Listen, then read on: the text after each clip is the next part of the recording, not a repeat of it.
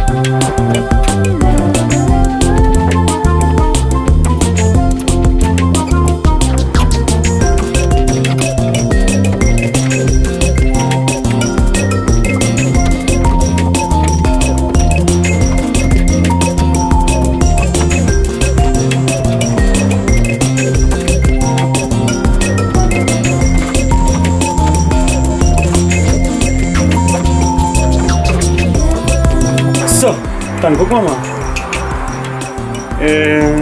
Tick.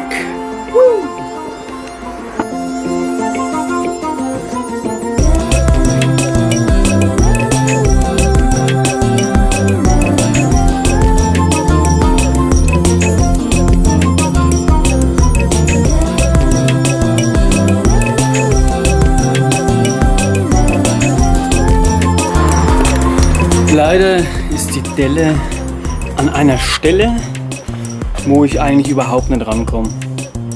Und ich glaube auch, dass ich das ganz einfach spachteln kann.